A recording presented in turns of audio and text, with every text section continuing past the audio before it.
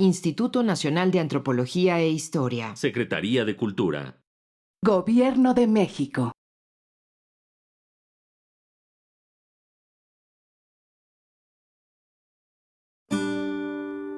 Su sustancia está hecha de evocación, recuerdo, rememoración y de lo que toma del porvenir. Porque es una parte fundamental de nuestra identidad. Somos nuestra memoria. El programa de Lina que nos lleva de viva voz con los especialistas. Hola de nuevo. Pues en esta ocasión vamos a hablar de otro elemento muy significativo que fue localizado por el Instituto de Antropología en un equipo de campo comandado por el doctor Rubén Manzanilla, que es invitado de hoy también, que tiene que ver con el maíz, una mazorca de maíz. Sobre eso, como primera entrada, me permito citar al inolvidable antropólogo Guillermo Bonfil. Maíz, sociedad, cultura e historia son inseparables. Nuestro pasado y nuestro presente tienen su fundamento en el maíz. Nuestra vida está basada en el maíz. Somos gente de maíz. Para México, para gran parte del mundo, el maíz es fundamental. Y resulta que nuestros invitados han estudiado un hallazgo de una mazorca, así que puede sonar de pequeño, pero tan importante, y sobre eso va a desarrollarse esta emisión. Estamos transmitiendo desde las instalaciones de Radioína, en el segundo piso de Córdoba 45, Colonia Roma, la alcaldía de Cuauhtémoc, en la Ciudad de México. La Secretaría de Cultura y el Instituto Nacional de Antropología e Historia les invitan a acompañarnos en esta emisión de la serie Somos Nuestra Memoria.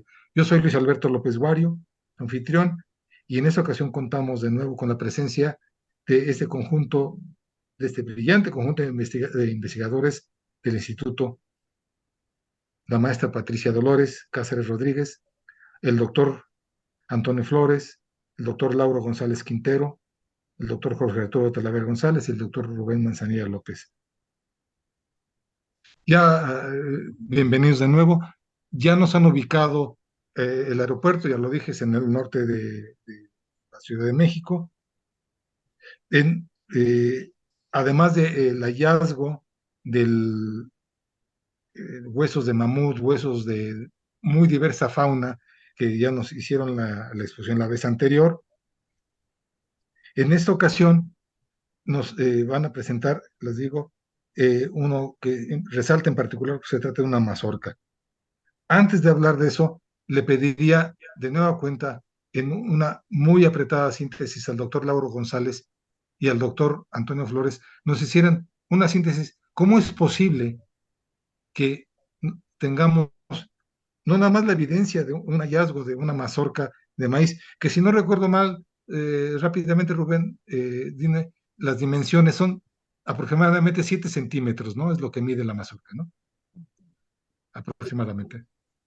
Muchísimas gracias. ¿Cómo es posible que se haya podido dar el maíz en estas condiciones cuando el conocimiento que se tenía, bueno, sí hubo maíz aquí en lo que se llama la Cuenca de México, pero existían otras latitudes donde se consideraba que el maíz había surgido en zonas como Nuevo México, Tamaulipas, Puebla, Tlapacoya, Oaxaca?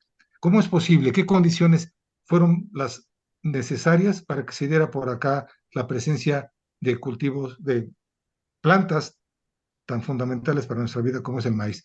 Lauro, por favor, doctor Lauro González Quintero, por favor. Bien, pues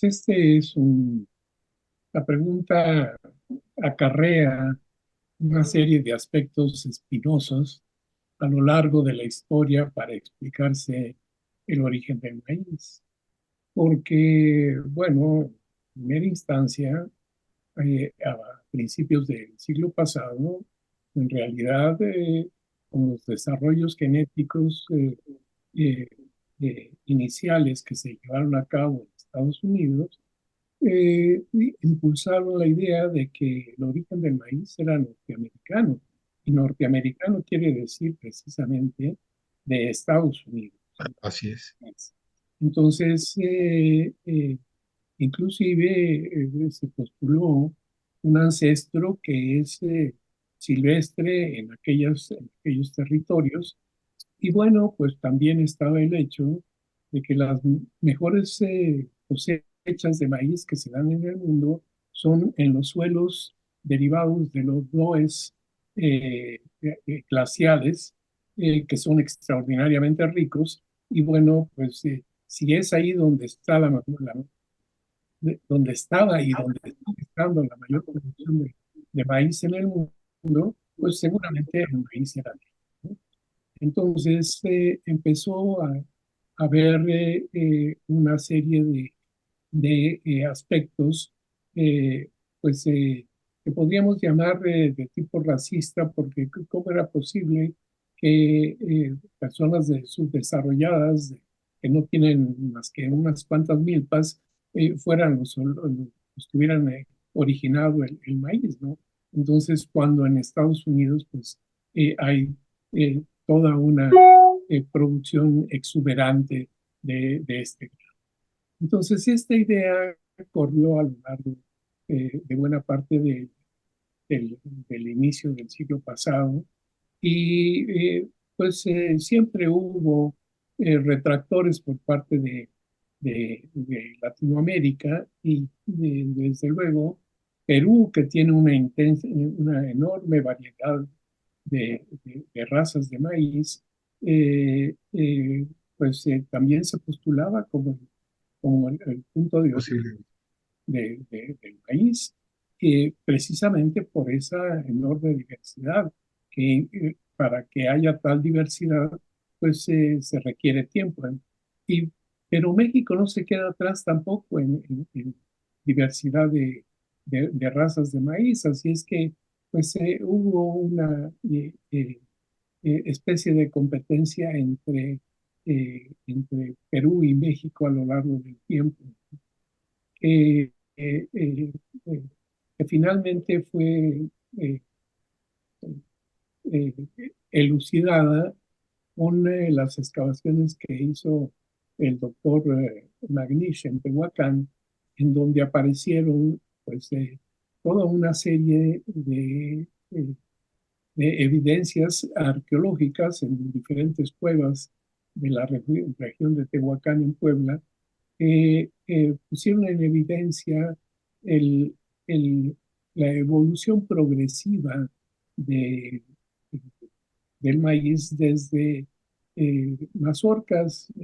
con muy pocos hileras y muy pequeñas, que progresivamente a paso del tiempo, según las excavaciones que hicieron y la documentación que obtuvieron, se fue generando la mazorca al paso del tiempo.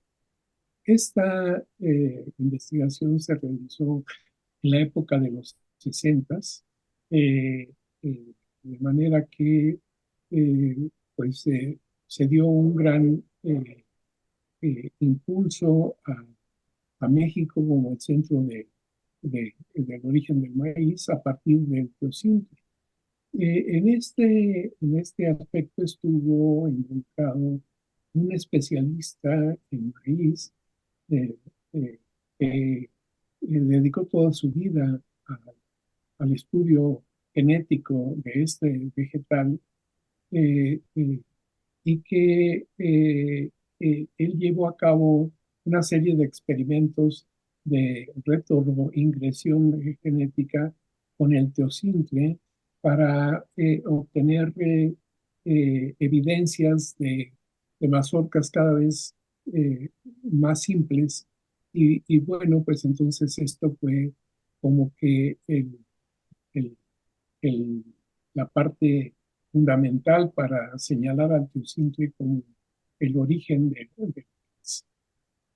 en detrimento de la planta norteamericana.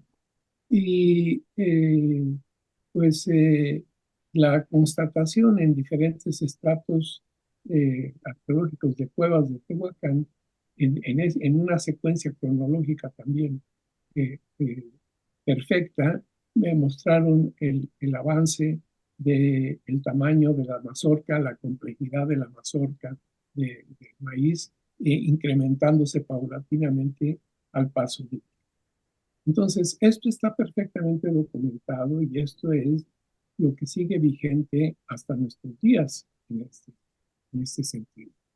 De manera que eh, eh, el hallazgo en el AIFA de una mazorca de 7 centímetros, 7,5 centímetros de longitud, que es el tamaño de la espiga del teosimple, es verdaderamente excepcional por dos aspectos. Primero, porque es la única mazorca que está mineralizada. Las otras mazorcas de Tehuacán no están mineralizadas. Y por otro lado, la mazorca de maíz, dada este aspecto de mineralización, permite ver que está formada todavía por frutos del teosimple. Son entre 4 y 6 hileras de teosimple amalgamadas para formar la mazorca. Entonces, esto es contrario, totalmente contrario a lo que se sabe de la evolución del país. Entonces, esto vuelve a un ejemplar único en un ejemplar extraordinariamente valioso, porque pues si en Tehuacán hay muchos mazorcas de maíz y además se va viendo gradualmente el crecimiento, pues entonces ahí esto implicaría desde el punto de vista biológico tanto el maíz como el teosimple tienen un ancestro común, porque no podría ser el hecho de que se forme una mazorca con teosimples y por otro lado que exista una serie que marque el desarrollo de una mazorca en crecimiento y complejidad. ¿Sí? Entonces, esto la vuelve particularmente importante. De manera que, dada esa importancia de la que percato desde que vi el ejemplar, no he querido tocarla para nada. Para nada quiere decir, no he querido rasparle absolutamente nada para que es el proceso de mineralización. Prefiero, y así se lo hice notar al director del Instituto Nacional de Antropología, que era necesario que se hicieran una serie de copias en tercera dimensión para preservar exactamente la mazorca tal como se encontró. Si de ahí deriva, y es absolutamente necesario que se vea cuál es el proceso de mineralización, pues yo creo que deben ser especialistas en el área de conservación que el instituto también tiene, para que vean la mejor forma de alterar lo menos posible para sacar las muestras de allí para ver el proceso de mineralización. Y por otro lado, pues también para el proceso de tomar las muestras para carbono 14, que son absolutamente indispensables para ver cuál es la edad de esa mazorca. Porque en la situación en la que se encontró, en la posición estratigráfica de en donde se encontró esa mazorca, no existe ningún otro elemento con ese tipo de fosilización. Esa mazorca no está en su estado natural. Fue llevada ahí por el hombre, pero quién sabe de dónde procede. ¿Sí?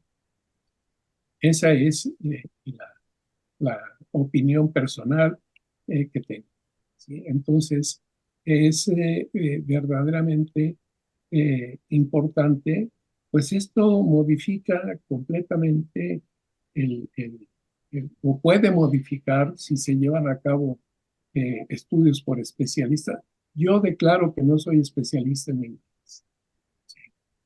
Yo me he dedicado a otra serie de aspectos para la identificación de botánica y lo que yo hago lo llamo fitoarqueología.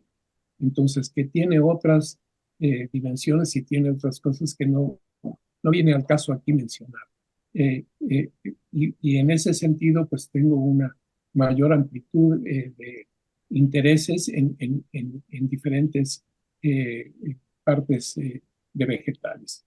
Y bueno, esa por otro lado ha sido mi contribución al instituto, dejar una colección extraordinaria de restos botánicos a lo largo de toda mi intervención, tanto en el Departamento de Prehistoria como en el Departamento de Salvamento Arqueológico, como en la parte ahora últimamente del AIFA, en donde llegué, pues, gracias a la invitación que me hizo el doctor Rubén Anzanilla para analizar precisamente algunas muestras de maíz que están carbonizadas de ese sitio. Esta mazorca, por otro lado, se encontró, según la información del arqueólogo que hizo la excavación en ese sitio, con una vasija de carácter pues relativamente reciente y además con una serie de elementos que son de lo más diverso. Esferas de piedra, está también una, una, navajilla de obsidiana, pero la navajilla de obsidiana no es prismática, o sea, que no correspondería con la evidencia eh, cerámica a la que está asociada, y tampoco la materia prima, porque está elaborada en obsidiana gris, y la obsidiana gris es del preclásico. Y las esferas de piedra probablemente fueron utilizadas todavía en otros momentos. De manera que el conjunto en el cual se asocia la mazorca, pues desde luego que da mucha importancia a lo que señaló con mucha certeza el doctor Flores, ¿no? Lo importante es el hombre. Es decir, el hombre hizo todo esto y lo llevó en algún momento a ese punto, ¿sí? Entonces, ese es realmente el aspecto nodal de la mazorca. Y desde luego, pues sí, se ha señalado que es probable que quede depositada en la colección del, del, de los laboratorios en donde está la mayor parte de las evidencias fitoarqueológicas que yo he estudiado, pero la verdad es que yo creo que ahí debería existir, como en muchos otros lados, una copia en tercera dimensión. Es, es un ejemplar demasiado valioso como para que eso no quede debidamente resguardado. Las evidencias de la evolución del maíz que se conocen están resguardadas en una caja fuerte, eh, eh, en una caja fuerte en Texas, según fueron las últimas informaciones que yo tuve sobre eso. Fueron proporcionadas por el profesor José Luis Lorenzo a Magnish, porque Magnish la solicitó para llevárselas al especialista en maíz en Estados Unidos, con la idea de que regresarían a México. Esas mazorcas no han regresado a México, ni nadie las puede ver. Entonces, es absolutamente importante que ese material lo exija, pues yo creo que a partir del Consejo de Paleontología o a través directamente del director del instituto, para que ese material sea regresado a México. Le pertenece a México, es de México, ¿sí? No tiene por qué estar en Estados Unidos y debería hacerse una revaluación y un fechamiento de cada uno de esos materiales para ver si corresponden cronológicamente al aumento de la mazorca. Si corresponden, pues entonces la mazorca a la que estamos aludiendo aquí carecería de todo, pero puede ser que resulte al contrario. Y esto no es en detrimento de si es México o no el origen del El maíz. ¿Por qué? Porque en Tlapacoya, en la excavación de Cristina Niederberger, yo tomé muestras para análisis de materiales vegetales y es el único sitio en donde hay teocintle asociado a una zona arqueológica. En ningún otro sitio, en Tehuacán no hay sitio. ¿Sí? Lo que hay es esa otra cuestión. De manera que estamos hablando de un problema extraordinariamente delicado en relación a dilucidar cuál es el origen de la mazorca. El origen del maíz está perfectamente documentado y entendido desde el punto de vista genético. Se conocen perfectamente bien cuáles son los genes que se han alterado para dar lugar a, pero lo que no, la genética no tiene una respuesta a nivel de su especialidad, es cómo se formó la mazorca. Así es que, insisto, este ejemplar muestra que son espigas de teocintle las que se fusionan, es decir, es una infrutescencia. Este tipo de comportamiento en los vegetales no es raro. ¿Sí? Hay muchas infrutescencias en el mundo vegetal que conocemos pues como si fueran frutos nada más. La fresa es una infrutescencia. Los puntitos que tiene por fuera y que parecen como semillas, esos son los verdaderos frutos. El otro es una adhesión. La piña es otro elemento que es una infrutescencia. Cada uno de esos hoyitos que se ven, ahí es donde están las flores y donde están los frutos. Entonces, el conjunto de todo eso es realmente. El higo es otra infrutescencia. ¿Sí? Lo que se ve en la parte interna, cada una de esas cositas son flores o masculinas o femeninas según el caso que se vea. Entonces,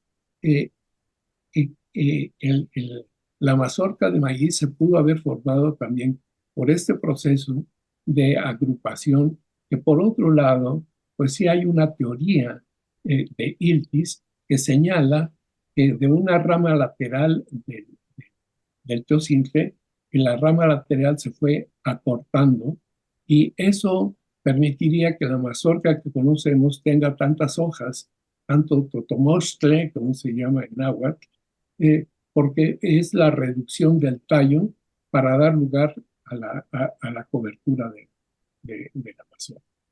Entonces, eso sería de manera breve para no meterme en otras cuestiones más grandes. Pero sí, tiene una importancia enorme desde el punto de vista académico, tiene una importancia enorme desde el punto de vista evolutivo del maíz y tiene una importancia para ver cuál es el resultado de comparar esta mazorca y la cronología de esta mazorca con las mazorcas de Tehuacán. Muchas gracias, doctor Lauro González Quintero. Estamos llegando a la mitad de este programa y la relevancia es tal de que no solamente porque se entiende, digamos, de manera simbólica que el maíz en México es fundamental, en muchos países es fundamental para la alimentación, no nada más simbólico, sino real, es concreto, toda la diversidad de usos que se tiene para el maíz. Y hay gracias a los comentarios que nos han dado los especialistas en el programa anterior, como ahora el doctor Lauro González, entonces entender cuál fue este origen, sí, la importancia de dónde es el origen, en qué lugar es el origen. Ahora hablaremos de cuándo es el origen y hasta es diferente. Una cosa es el aprovechamiento de un bien de la naturaleza y otra cosa es todo este proceso de domesticación que da paso incluso hasta sedentarismo, al cambio de forma de vida de la humanidad. A esta mitad del programa le recordamos a los escuchas que estamos, en esta ocasión contamos con un diverso grupo de investigadores del instituto y el tema es hallazgos en el Aeropuerto Internacional Felipe Ángeles y el hallazgo del maíz, una mazorca que es la que nos convoca para acá. Doctor Antonio Flores, tiene usted comentamos que tiene usted una presentación que le agradecemos nos comparta para ubicar contexto y ubicar en el espacio y en el tiempo este hallazgo, por favor. Ya, pero inicia tú. Sí, entonces este tipo de materiales el suelo nos va a definir el ambiente de desarrollo de cada uno de los elementos biológicos o que podemos tener presentes. Pero en las imágenes que presentamos, tenemos la visión general de la zona y en este aspecto vemos la profundidad de los sedimentos encontrados que finalmente representan alrededor de 30,000 años. Dato curioso, es lo mismo que de alguna forma hemos, digamos, definido en otro sitio que fue Tlapacoya. Tlapacoya abarcaba hasta los 40,000 años, más o menos, pero señalaba muy claramente los cambios climáticos que hasta ahora hemos seguido manejando. Y en este caso son más gruesos, los sedimentos son masivos. Hay que tener en cuenta que para entender al suelo de manera genética, es decir, el suelo tiene una génesis y en este caso para hablar de ello, toda una serie de elementos que corresponden a la geología, a la geomorfología, a la vegetación y organismos que componen, además del clima y finalmente la edad de desarrollo, porque no es lo mismo un suelo joven que un suelo viejo. Aquí en la parte superior tenemos el vertisol superficial que decía tiene aproximadamente 3,000 años. En la parte superior lo que se ve más oscuro es el material de acarreo, un material arenoso, areno limoso, si no mal recuerdo, y que en este caso tiene más o menos unos 25 centímetros de espesor, pero llegando a Zumpango, ustedes pueden encontrarlo hasta con 70 o 60 centímetros de espesor. O sea, seguimos pensando en el escalar, o sea, tenemos una forma geomorfológica que nos está señalando fallas. Aquí ustedes pueden ver lo que podría ser una microfalla. Si se fijan bien, la estratigrafía lateral no coincide con la estratigrafía de la izquierda.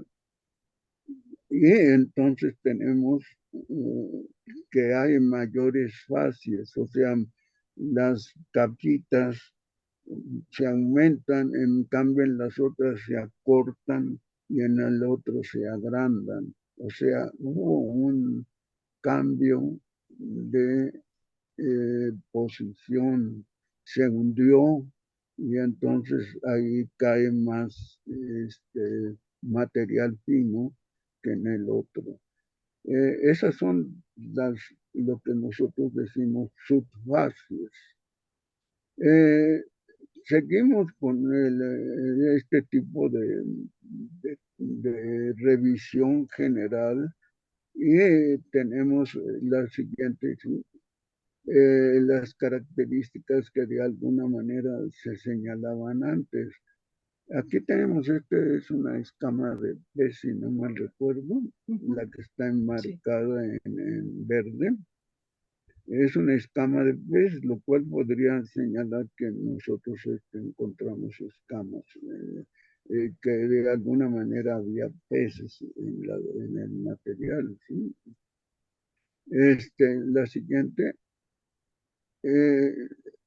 todos estos, esta parte es para acelerar el trabajo en una visión más rápida. Lo que hacemos es suspender el material en agua y revisarlo rápidamente al microscopio. Entonces nos encontramos con que hay diatomeas en el banco del préstamo, en la capa 7, por ejemplo.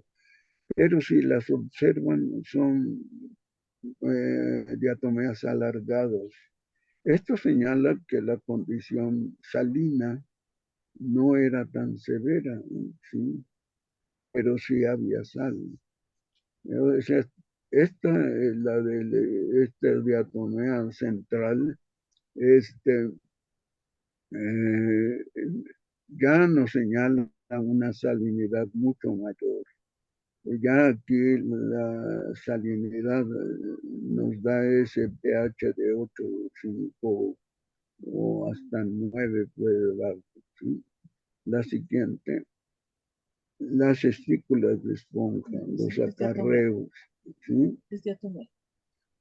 Tenemos el banco de préstamos con más. Sí, es una diatomea, es una de estas navículas que de alguna manera aparecen. La siguiente, por favor. Aquí tenemos el ostráculo. Generalmente estos ostráculos necesitan un poco de calcio, porque si no su testa no se desarrolla. Entonces necesitan más calcio. Y en general, el género que más abunda es Limnosiptere.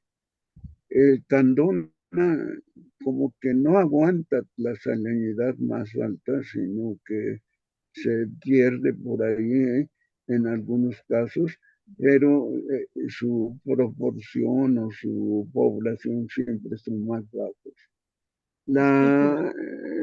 En esta misma zona del banco de préstamo encontramos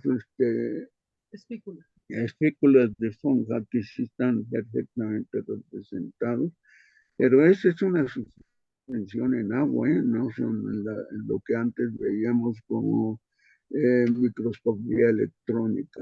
Ya cuando lo descubrimos dijimos, bueno, ahora sí métanlo al microscopio para que quede más claro, ¿no? Entonces, entre estículas seguimos viendo esta parte central, el orificio central de las estículas de esponja.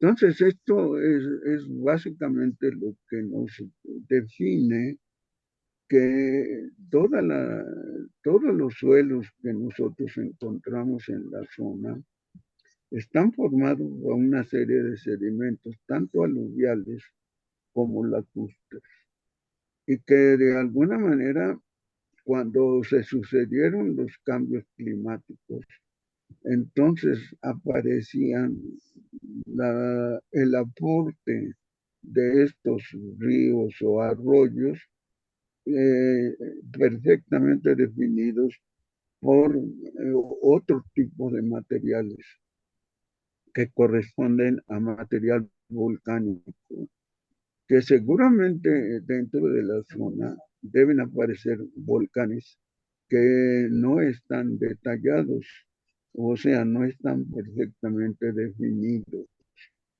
Pero tenemos cerca varios volcanes y en la parte de salida de donde está el aeropuerto hay dos digamos, dos conos Conos. que probablemente hayan tenido su aporte para esta zona. Esta sería, digamos, la visión, el medio físico en el cual se desarrolla todo este cambio, ¿no? Pero de alguna forma, la génesis está todavía siendo muy cambiada, muy transformada por el agua. El agua juega aquí un papel importante por el lavado que tuvo de los sedimentos estos que se marcaron como capas 5, 4, 3 y que son las capas blancas. Aquí el agua eh, fluía, fluía, se movía primero de abajo hacia arriba, pero después drenaba hacia el exterior. Muy probablemente haya formado manantiales en otros lugares. De hecho, en la zona del lago de Texcoco, hacia lo que sería Atenco, el poblado de Atenco, hay manantiales o existían manantiales, pero de alguna manera había una especie de manantiales de agua dulce, ¿sí? Que eso provoca cambios en todo lo que sería la fase lagunar. Y por eso aparecen los peces y por eso aparecen toda una serie de fauna y flora asociada a estos cambios, ¿sí?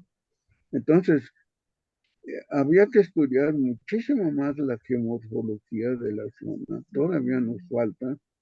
De entrada ya tenemos una serie de planos que nos ayudan mucho.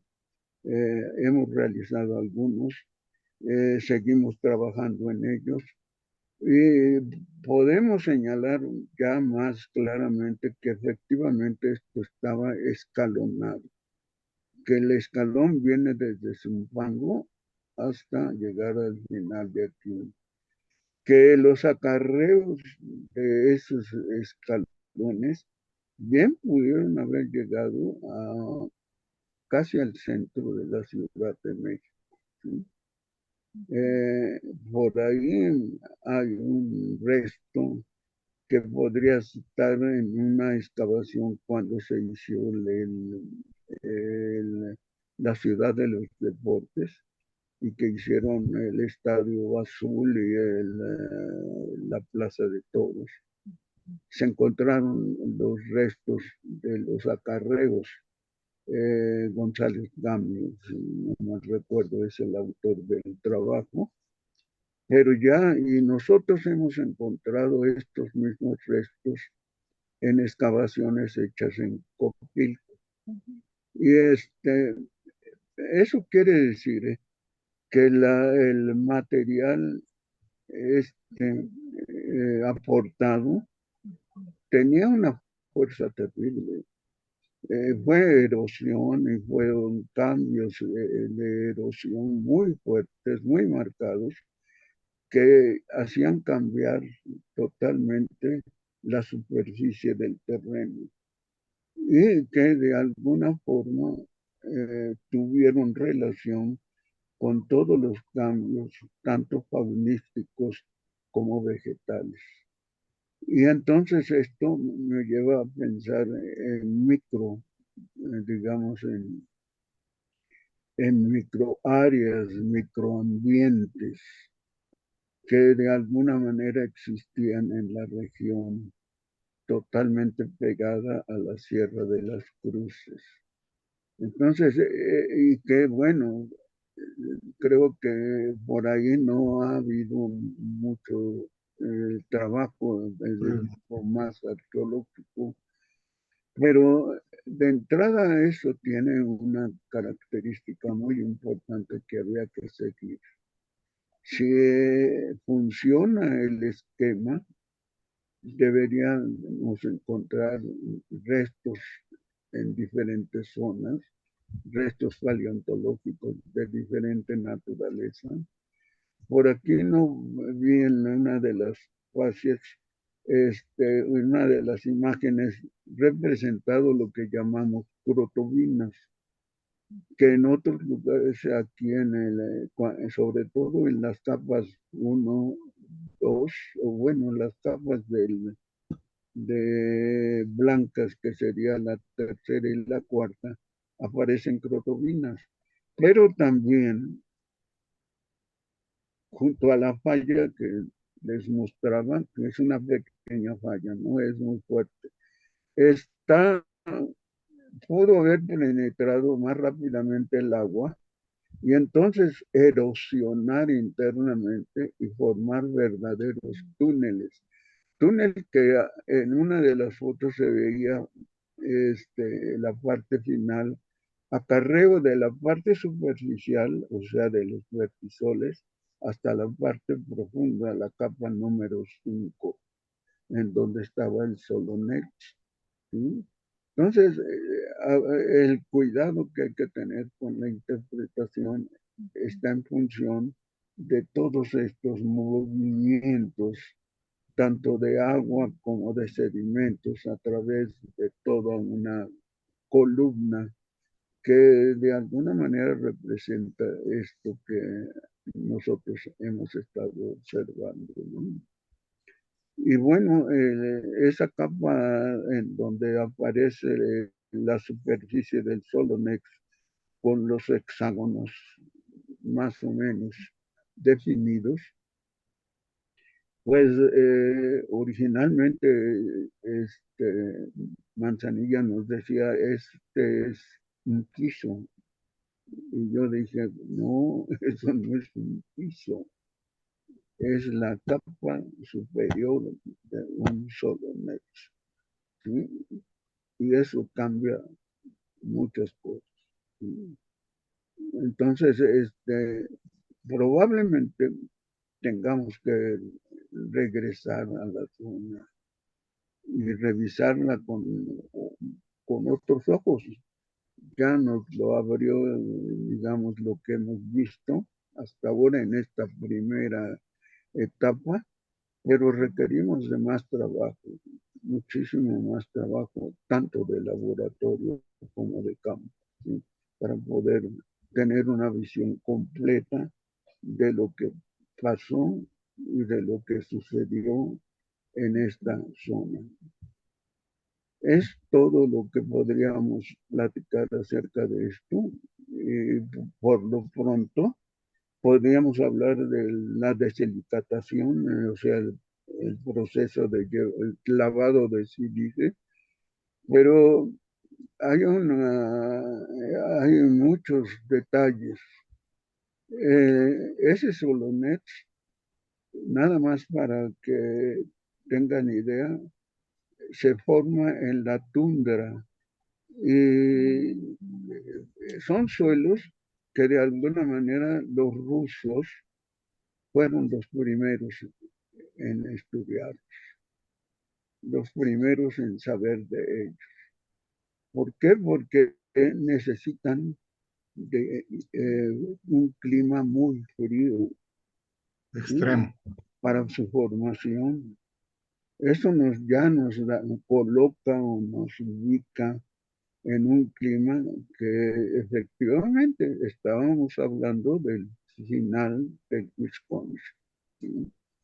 Entonces, hay muchos detalles de esto todavía por sacar adelante. Muchas gracias, Bien, doctor esto es Flores. todo, mi estimado, y espero que haya concluido con esto, ¿no? Por lo Por, su, pronto, por supuesto que sí, doctor gracias. Flores. Por supuesto que sí. Mi estimado doctor Talavera y doctor Manzanilla, para cerrar el programa de hoy. Talavera, en el programa anterior nos hiciste un comentario que me gustaría retomar. ¿Qué aporta el hallazgo de una mazorca de maíz? ¿Qué aporta el conocimiento de esto que se ha señalado el hombre como el centro de interés? ¿Cómo lo ves tú? Es una cuestión ahora sí bien interesante, ya que sería, como lo comentó el doctor Lauro, una cuestión única, pues, ¿no? O sea, y no nomás de México, sino de todo Sudamérica. Y con lo que nos acaba de comentar el doctor Flores, pues todo eso, ¿no? Nos redunda en que no nomás en otros sitios como Puebla o Tlaxcala o Oaxaca o Tamaulipas se dio el origen del maíz, ¿no? Sino también aquí en el centro de México. Y es una cuestión ahora sí primordial, ¿no? Y fundamental para poder hablar de qué pasó, lo que sucedió aquí en el centro de México. Y obviamente con relación al esqueleto, ¿no? O sea que el esqueleto está un poco más temprano. Vuelvo a repetir, eso hay que fecharlo, ¿no? Para tener ahora sí un contexto exacto, porque ahora con lo que acaba de decir el doctor Flores, pues sí, esos cambios, ¿no? O sea, cómo fue que este individuo que no, por el momento es el único, porque o sea, es el primero que se encuentra en contexto de entierro, ¿no? Pero debe de haber más, ¿no? Y eso es lo importante de esto y de esta plática y de que nos hayan invitado aquí a Radio INA, de plantearlo, de que lo vean y lograr poder tener un proyecto de investigación en esta área, por volverlo a estudiar, como lo menciona, acaba de mencionar el doctor Flores. Esos son los inicios, pero necesitamos también de seguir trabajando en laboratorio, pero también en campo, ir a volver a tomar muestras, no sé, ir a hacer o sea, un recorrido en otras partes, en otras áreas, ir ahí a Sherlock, ¿no? Al Cerro Sherlock para ver qué diablos encontramos. Y eso sería bien interesante. Ya no es a ver qué encontramos, sino ir a buscar a otros únicos, ¿no? Que debieron haber convivido con este individuo que quedó ahí, como tú lo acabas de mencionar, y me pareció muy bien. Es un entierro, ¿no? O sea, no fue que se encontró ahí lo dejaron, ¿no? Es una forma de entierro, Claro. efectivamente. Y no le colocaron, lamentablemente, ningún objeto, ¿no? Que hubiera sido fabuloso, ¿no? O sea, haber encontrado un artefacto, ¿no? Como los como lo que ha tenido Luis Córdoba. O sea, nosotros tenemos esa fortuna de tener a este individuo lo que no ha tenido Córdoba, pero él ha tenido la evidencia, ¿no? De cacería, precisamente, en varios huesos del mamut. O sea, estamos en el inicio, ¿no? De hacer una investigación interdisciplinaria, porque ya no podemos trabajar de manera aislada, sino un trabajo en Ujú, equipo. ujú, Y yo ujú. me siento honrado, ¿no? De trabajar al lado de pues, dos de las eminencias de la prehistoria en México, ¿no? El doctor Lauro y el doctor Flores, ¿no? O sea, serían los que nos quedan, ¿no? De esa vieja guardia de prehistoriadores. Y qué bueno que todavía siguen participando y qué bueno que están aquí con nosotros y qué bueno que siguen motivando, ¿no? A la gente a seguir ese tipo de investigaciones, ¿no?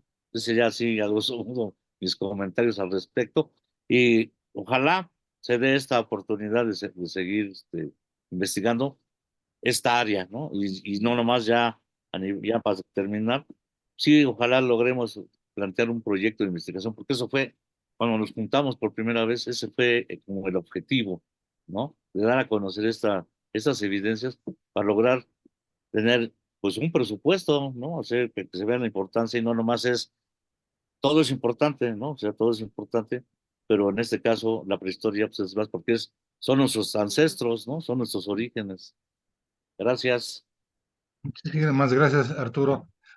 Rubén, para cerrar el programa de hoy, algo, quedan un par de cosas pendientes y que son muy concretas y que tú como testigo directo te agradeceríamos nos ayudaras a dilucidar. ¿Cómo fue el hallazgo? ¿Y en qué capa de las mencionadas por el doctor Flores se encontró esa mazorca? Esa sería la primera. ¿En qué contexto, en qué capa para poder fechar y qué falta? ¿Qué faltaría desde tu perspectiva? Qué bueno que lo mencionas, porque la mazorca apareció en la capa de gleisol. En Santa Lucía, la capa de vertisol, que se ha estado mencionando, que en realidad son varias, Arriba. arriba del gleisol, es la Ujú. es la que contiene todos los vestigios arqueológicos, desde algunos objetos preclásicos hasta los hallazgos del posclásico tardío. Todo eso está en el vertisol. En el caso del hallazgo fue un tlatel que la gente de época coyotlateco, digamos, construyó acarreando tierra de los alrededores Ujú. para tener un espacio alto que no se les inundara cuando llovía. Cuando se hace la excavación arqueológica, pues nos damos cuenta de que la gente que vivió ahí en esa zona hizo una revoltura de estratos y por esa razón la mazorca, aunque se encuentra en la capa de gleisol, aparece con una vasija del epiclásico y aparece con otras cosas que no tienen nada que ver. Ujú. En la capa de gleisol, pues sí tiene muchos, hasta donde entiendo yo, muchos silicatos, y la mazorca estaba mineralizada. O sea, no se pudo haber mineralizado en la capa de vertisol de ninguna manera, pero no sé si en la de gleisol sí. Lo interesante es que esta alteración de la estratigrafía pues nos hace un poquito difícil entender la antigüedad de la mazorca hasta que no se tenga un fechamiento absoluto. Lo que decía el doctor Flores del piso, no, yo no lo decía, lo decía el arqueólogo de Quigua, que él decía que ese era un piso, pero no, era una intrusión hacia las capas de pantano de la misma gente de la Aldea Coyotlateco, donde se hizo la excavación y donde se encontró la mazorca, repito, en el gleisol. Ujú. ¿Qué es lo que falta entonces, Rubén? ¿Hacia Pues dónde falta va? lo que han estado diciendo los compañeros, o sea, estos hallazgos ponen a Santa Lucía en el estudio de la presencia de los primeros pobladores en la Cuenca de México.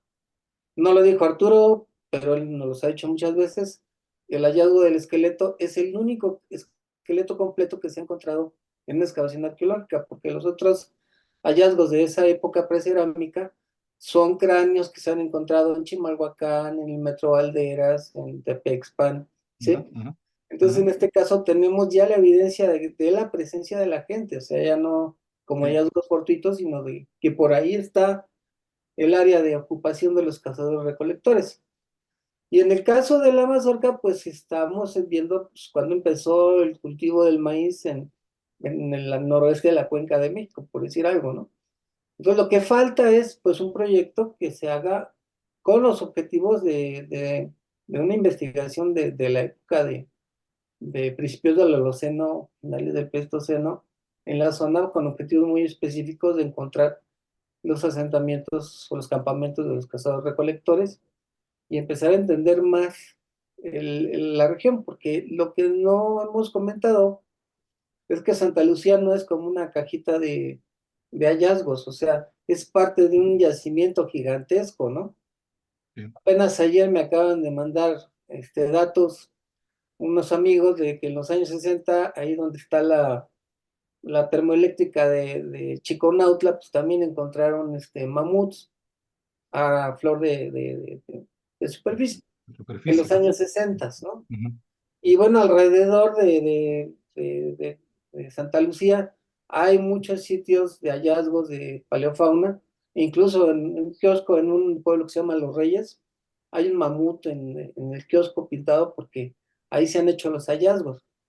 Entonces es como empezar a armar el rompecabezas, pero no ya partiendo del hallazgo fortuito, sino ya un proyecto que tenga objetivos muy concretos de fechamiento, de entender patrón de asentamiento de estos grupos, bueno, como vean cómo se movían, ver su interacción con la paleofauna y empezar a entender qué fue lo que pasó en esta parte de la Cuenca de México y quizás entender lo que pasó en las orillas de todo el sistema de lagos de la cuenca en el Pleistoceno tardío y Holoceno temprano.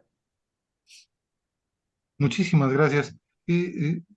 Voy cerrando esta emisión de la serie Somos Nuestra Memoria, diciendo que ojalá compartamos esta idea que yo la tomo como ejemplificante, como eh, un- una forma de acercarnos a toda la sociedad, no nada más la mexicana, sino a nivel internacional, para que puedan percibir a partir de dos características muy señaladas que tenemos ahora con el doctor Rubén Manzanilla López, el doctor Lauro González Quintero, la maestra Patricia Dolores Cáceres Rodríguez, el doctor Antonio Flores Díaz, el doctor Jorge Arturo Talavera González, que son ejemplos del quehacer de investigación en México, que es a partir de pequeñas evidencias, de pequeños fragmentos que son nuestro patrimonio, les quieren dar a conocer a toda la sociedad a nivel mundial algo tan fundamental como es cómo ha vivido el ser humano, por qué ha dejado de vivir, cuáles son los factores que llevan a que se pueda dar o no se pueda dar algo, y es a partir de fragmentos, a partir de aprovechar esas oportunidades. Esa es una de las grandes características que a mí, en lo personal, y que me gustaría compartir con los escuchas, me queda con esta presentación. Y la otra es, a partir, un momento, doctor Lauro, y a partir de una investigación que algunos podrían decir, eh, como lo que nos ha dicho el doctor Manzanilla, algo fortuito, pero no, es algo totalmente pensado. El proyecto del doctor Manzanilla tiene una trascendencia, un peso original, que se suponía que se iban a encontrar unas cosas en una cantidad, sí, pero que se encontraban más, ese es un hecho, que es, como buenos investigadores, la ciencia no se cierra.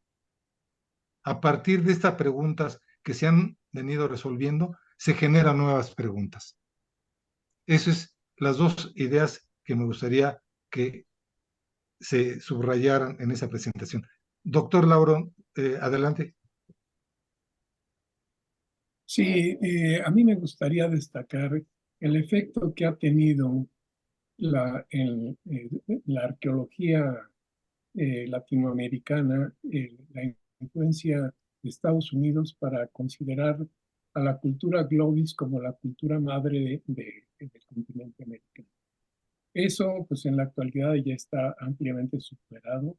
En la revista Science de 2010, ya hace más de una década en que apareció el, el, el el acta de función de esa teoría, de manera que de esa hipótesis, hoy en el este de Estados Unidos hay sitios que tienen una antigüedad probada de 25,000 años.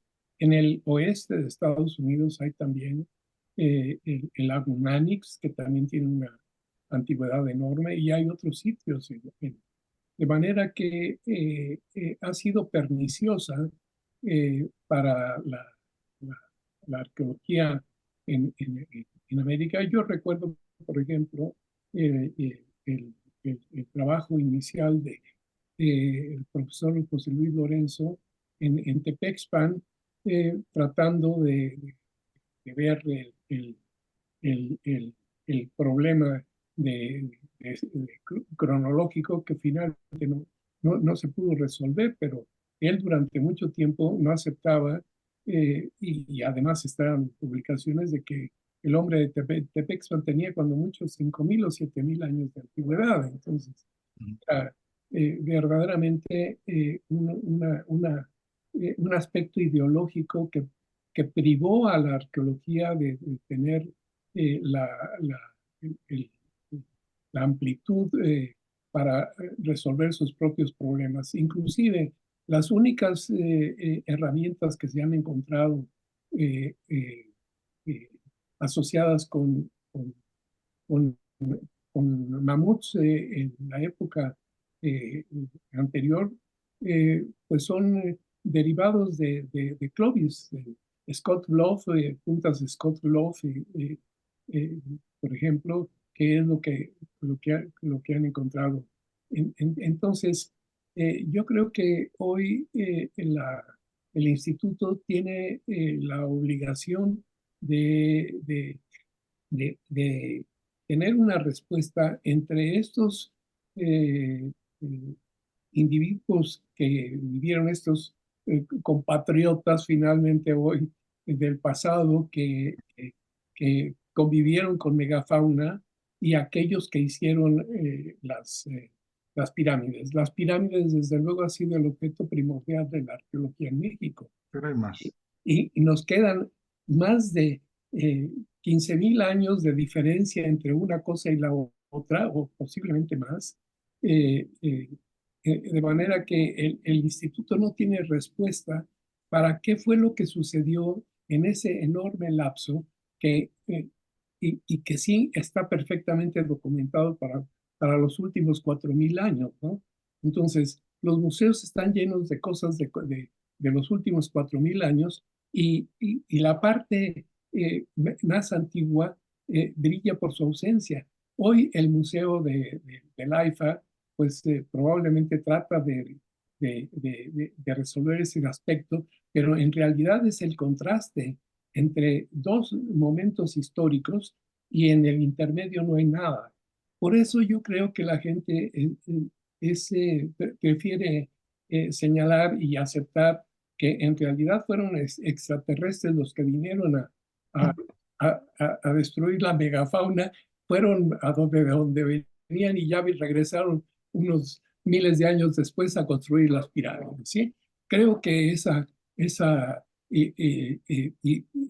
esas ideas tienen que ser combatidas, pero con datos.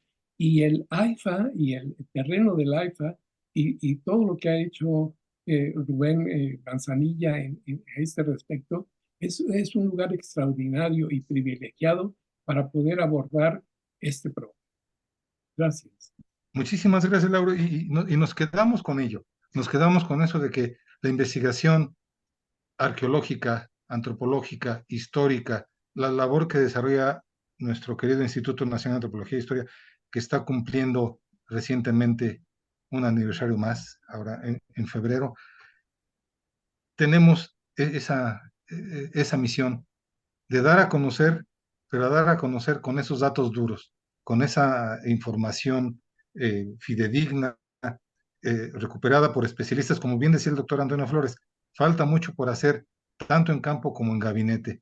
Tener esos apoyos que permitan generar mayor conocimiento y que logramos entendernos como sociedad. Como bien decía Lauro, nuestros antiguos compatriotas que ni siquiera sabían que íbamos a estar nosotros, ahora el viajero que vaya al AIFA, que tenga una visión diferente. No nada más son esos espacios enormes, hermosos, recién construidos. También se tiene abajo de donde está pisando, se tiene esa gran profundidad histórica que ha permitido que ahora contemos con un servicio de esa naturaleza. La verdad, de corazón, muy agradecido por su valiosa presencia. Me permito citar, para cerrar este programa, a Cristina Barros y a Marcos Buenrostro con el tema del maíz. Dicen así: el maíz es planta maravillosa, regalo de los dioses al hombre, quien para conservarla tendrá que conocerla y valorarla. Su vida y la nuestra están entretejidas. Cuando profundizamos en todo lo que nos otorga y en la manera en que influye en la producción cultural de nuestro país, tomamos conciencia clara de que el maíz es nuestra verdadera riqueza. Esa riqueza que ustedes, Rubén Manzanilla, Patricia Cázares, Antonio Flores, Jorge Arturo Talavera, Lauro González, nos ayudan a recuperar para que nuestra sociedad conozca algo a partir de una cosa tan pequeña como 7 centímetros, podamos conocer de nuestra vida. Muchísimas gracias a ustedes. Luis Alberto López Guardia, en nombre de Radio INA, doy por terminada esta emisión, que fue posible por la generosa participación de nuestros invitados. Gracias a nuestras escuchas por su atención. Les sugerimos consultar más de nuestra muy rica producción. Aquí subrayo rica, es algo personal, pero la verdad se lo recomiendo, la muy rica producción de Radio INA a través de nuestras distintas plataformas digitales en YouTube y Spotify. La producción, como siempre, la Coordinación Nacional de Difusión, a través de la Dirección de Producción Audiovisual, con Ana María Galicia Zamora al frente, y en la subdirección de Radioína, Gabriela Marentes Garza. Realización, Evanibaldo, nuestro querido Aldo Morales Ellis. La grabación y edición, Rubén Martínez Esquivel. El apoyo de Marta Hernández, Paula Bedoy y Jerónimo Cuevas. Yo, Luis Alberto López Valle, agradeciendo su atención y esperando que estén con nosotros en la próxima. Muchísimas gracias a los invitados y gracias a ustedes. Un abrazo. Vamos a cuidarnos mucho. Muchísimas gracias.